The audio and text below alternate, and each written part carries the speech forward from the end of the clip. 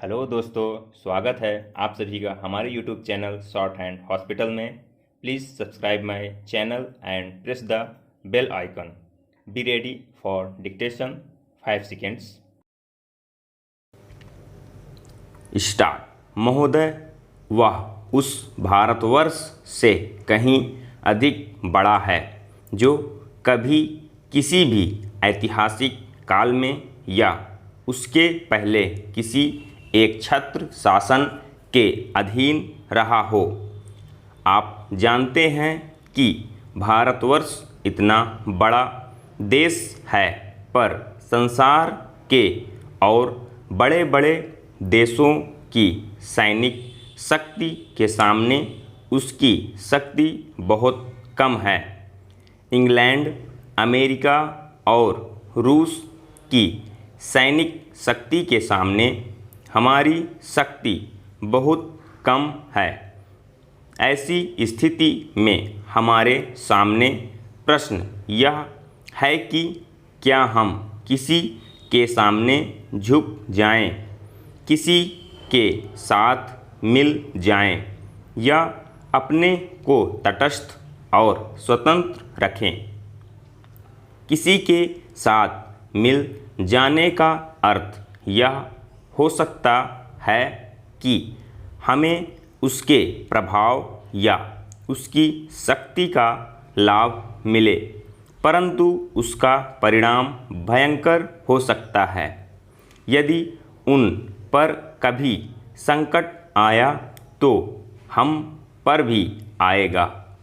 यदि हम अलग रहते हैं तो हम अपने पैरों पर खड़े होकर अपनी शक्ति से बहुत कुछ कर सकते हैं।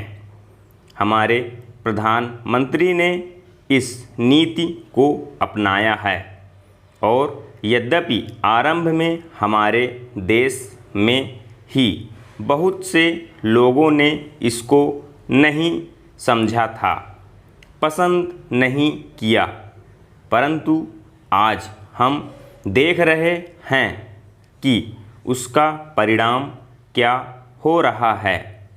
हमारे प्रधानमंत्री ने इस बात की घोषणा कर दी कि हम किसी भी दूसरे देश के साथ गठबंधन नहीं चाहते और हम स्वतंत्र रहकर अपना कामकाज अलग चलाएंगे।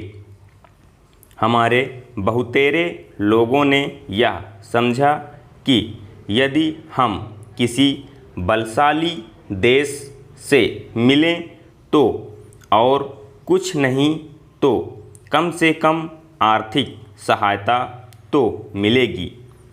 जो देश यह चाहते थे कि हम उनके साथ मिलें, उन्होंने तो बुरा माना ही। उन्होंने यह नहीं समझा कि हम अपने को अलग रख रहे हैं, ना कि उनके विरोधियों के साथ मिल रहे हैं। जैसे जैसे समय बीतता गया, धीरे धीरे उन्होंने भी हमारी विदेशी नीति को समझा। आज संसार के लोग मानने लग गए हैं कि भारतवर्ष अपने दृष्टिकोण पर स्थित है।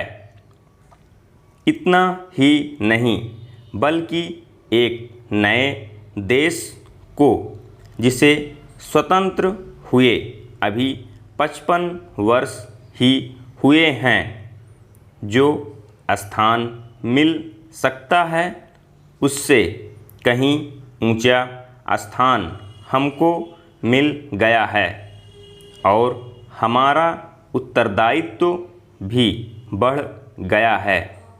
मैं मानता हूँ कि इस प्रकार यदि हम महात्मा गांधी के दूसरे सिद्धांतों को भी अपनाएं और उसके अनुसार आचरण करें तो इसका संसार पर बहुत प्रभाव पड़ेगा।